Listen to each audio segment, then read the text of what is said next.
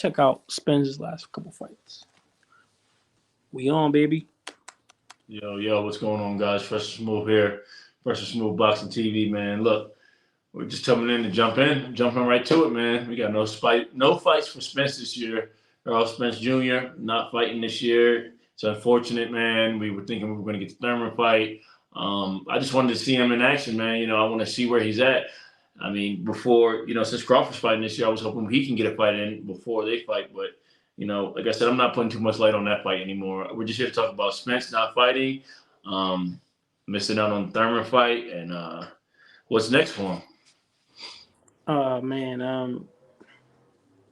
He definitely is going to hang around 147 because he no matter what, I believe he wants to give the fans a fight, the Crawford fight. So it's not like he's going anywhere. He's going to have to defend those titles. He's a unified champion, IBF, WBC. WBA and WBC. Heard rumor going around that he might be getting franchised. And as if you're not too familiar, give them a breakdown exactly what that means. If you're not familiar with what that means, is when they basically give you the franchise belt, which means you're going to still be the champion at 147 for the WBC, but you're not required to defend it against any mandatories. So people call it the duck belt because you could proactively not have to fight your mandatories, which makes you can duck your mandatories. Spence. Go ahead. But it's almost the same thing as the WBA. WBA has the super and they have the world, right? The reason why the WBA elevates a fighter from world to super is because if a fighter unifies 2 or more belts, they bump him up to super, so he doesn't have to immediately have to defend or against a mandatory. Once you're a super champion, you get up to 18 or plus months to actually have to defend. So basically, it buys you damn near 2 years because you do have to make more mandatories now. So that's really why that's what they say. That's why they make them a super. That's why they have a super champion, a world champion. The super champion still has to defend against mandatory, but they can have more time to defend against mandatories. While the world has to defend the mandatory championship, which makes sense. I mean, if you're a champion for several divisions, you want more time to negotiate, more time to defend other belts if you have to, or unify against other people. But those are for the bigger fights, But let's make one thing clear. Spence ain't ducking nobody, man. He's the big shark up there. He's been chopping people down like trees, literally knocking them down like bowling balls. So Spence likes to fight, man. I don't think he's gonna be ducking nobody. But he's not gonna. I mean, they need to figure out what they're doing here because he's not gonna stay at this weight too much longer. Like he got 2 more fights, and I guarantee you, no more than 2 fights at 147, and he's out of there. So. Right. I mean, like I said. So he has the other 2 mandatories. If he does not fight Thurman, doesn't defend WBC against Thurman, he's gonna fight defend the IBF. We got Boots Ennis is the mandatory challenger for the IBF, and then he has the WBA belt. WBO obviously held by Terrence Crawford, and the WBA mandatory challenger is a very, very tough contender as well. I don't know if you saw his last fight, but that guy can fight, and he fights in a phone booth too. He has a great jab. So it will be him and Spence will be just perfect for each other because those guys just clash in the middle of the ring. This is the current WBA mandatory challenger. He's from out of Russia. Super, super tough. Pull up his name in a little bit. But the guy is very, very, very impressive. Spence is not trying to fight Boots, man. Let's get this clear right now. Spence isn't trying to fight Boots. He's not a big name. There's no money there. It's a risky fight, man. Yeah, it's one of those guys that he has nothing to gain there. Like he's beat because if he beats him, right? Say he beats him, they're gonna say, "Oh, well, you picked on somebody that wasn't ready for you." Well, to that, and if he loses, they're gonna be like, "Whoa!" Like they're gonna. Boots obviously Boots Ennis has a great footwork, and anybody that has great footwork, you you kind of don't want to fight, truthfully, because it's Spence just is not. difficult. He can Listen, punch from if he was any angle. at the He could level. go No, no, left. no, He could go no. right. He's orthodox. Yeah, but if he was at the level that he needed to be with the name, the belts, whatever, like the money made sense, Spence will take him. He jump in there Oh, right, for right sure. now. For So sure. that fight just doesn't Um, make sense for him on right top of now. that, Boots is Showtime, right? Boots is Showtime. Spence is Showtime. Usually Showtime or Fox pay per views is where he fights. So all PVC Al Heyman. So um,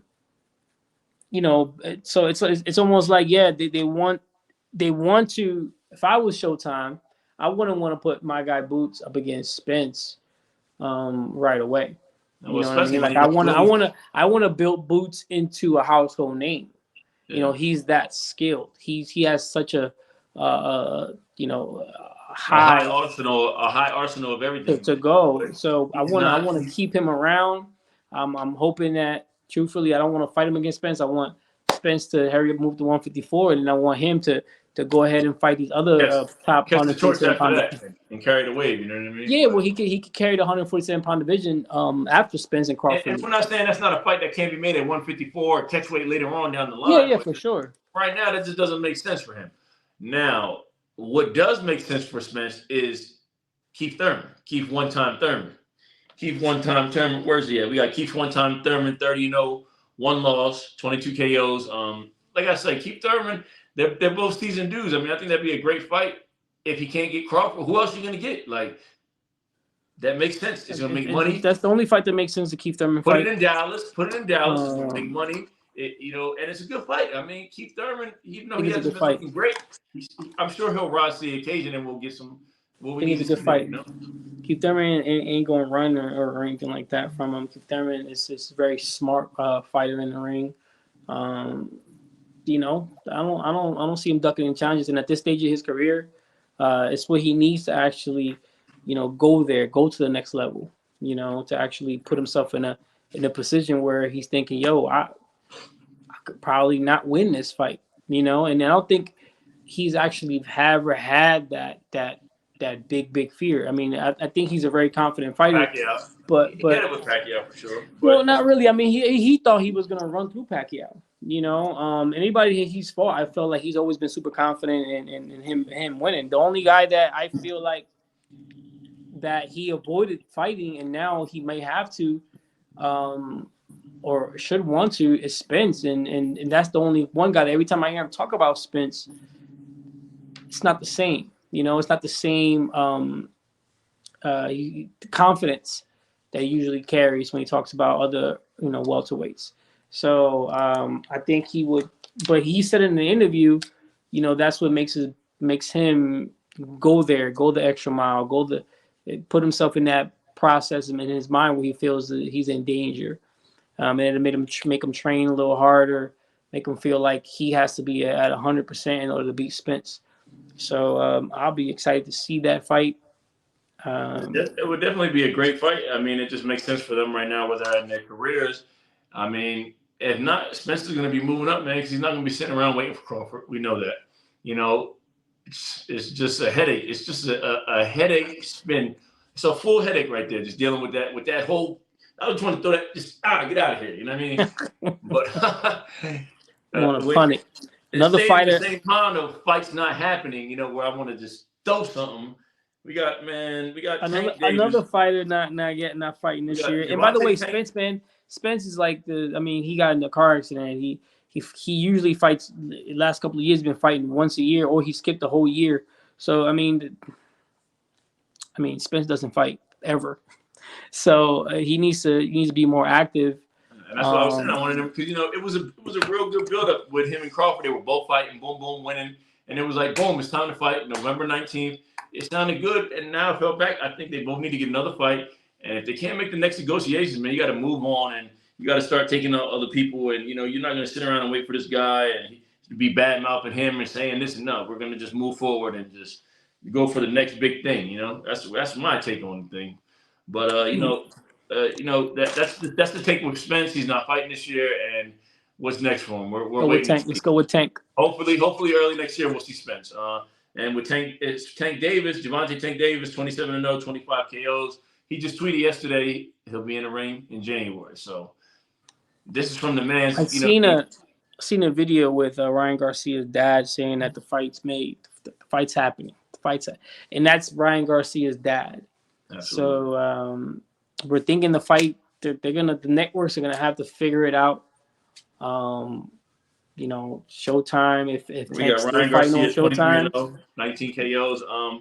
I mean, that's just the biggest fight for them at where they are in the lightweight division. They, them two scrap it out, and then we figure out, then you knock some more bricks down, and then some smoke clears, and we get other. You know what I mean? We're just trying to make the fight. Other fights at 135 as well. Exactly. How do you think that fight goes? Clear out the rubble to see who's going to be standing at the end when they go up against the top dogs. You know what I mean? We're trying to clear it out, but it's all headaches in sport of boxing, man. Nobody's fighting. We're getting how do you think that fight goes? Fights. I mean, it's a headache, man. So they're saying Tank in the beginning of next year, hopefully against Ryan. If not, who else? Who would you like to see him with? How do you see Tank and Garcia? How do you see that fight going? I mean, it's not going past 8, and it's going to be brutal. Brutal. How about yourself? Look, just before you let you gather your thoughts. Look, Ryan Garcia, he comes back in a straight line. He keeps his chin all out. I mean, this is recipe for disasters here we're talking about here. He keeps his chin all up like this. Yeah, man, this is hands down. Man, say what you say because Ryan Garcia, not a lot of people can find his damn chin, though. He's really strong physically. He has really fast hands. He gives fighters a lot of trouble. He has a height and reach advantage. Not like it means anything to Tank. But Tank, I don't think Tank's ever fought a guy this tall with this much power, and big, this much pop, this fast, with this big. much pop and strong. So and Ryan Garcia has he's been calling him out. Like he sees something in Tank that none of us see. He feels like he's gonna beat him and beat him easy. That's the way he be talking.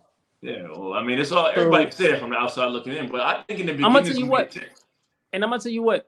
Tank did get the knockout against Rolly, but Tank struggled a little bit in a couple of those rounds against Rolly. You didn't see it, but he was struggling against Rolly, man. Rolly was getting to him. His size was actually getting to Tank.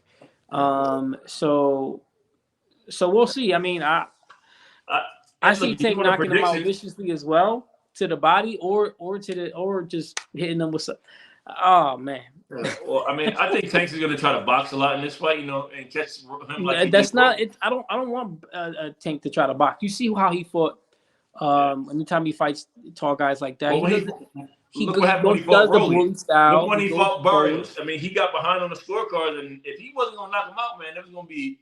Look, it wasn't. Both Mario Barrios, and what's the other guy's name?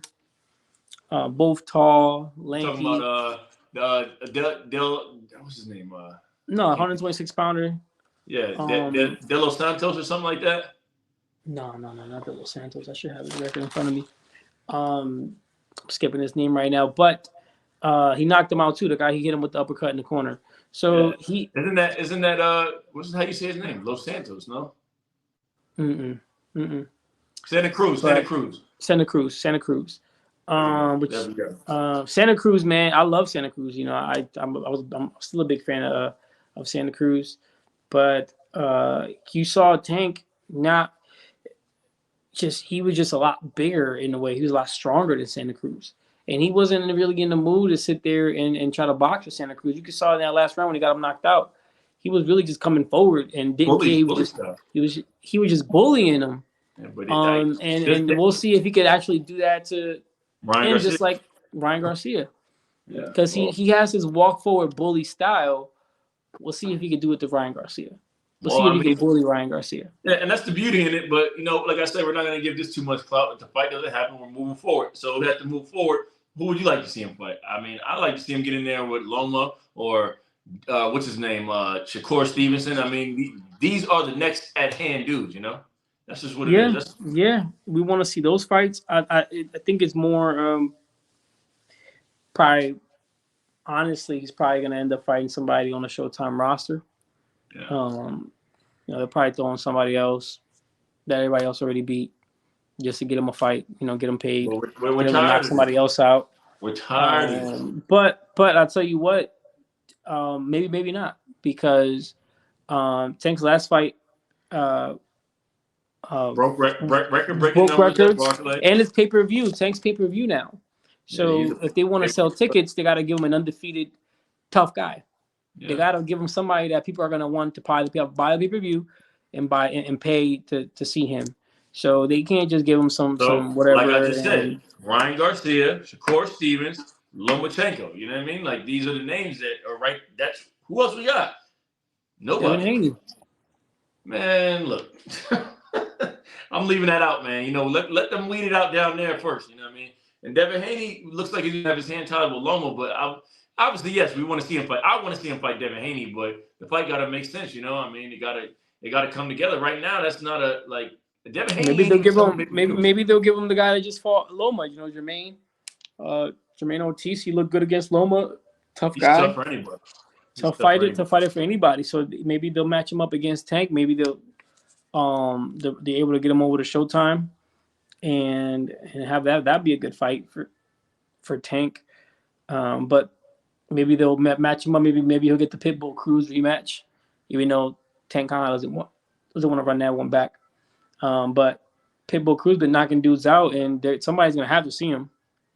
Somebody's gonna have to fight him. Well, like I said, so definitely we can't overlook Cruz. You know, somebody's gonna have to get in there with him. But not to get off topic here. Look, man, we're waiting to see what's up with Ryan Garcia. We're waiting to see what's up with Tank. We're waiting to see what's up with Spence. And, you know, from there, you know, this is all we got right now, guys. So like and subscribe, man. Thank you guys for tuning in. Fresh and Smooth Boxing TV out. Right.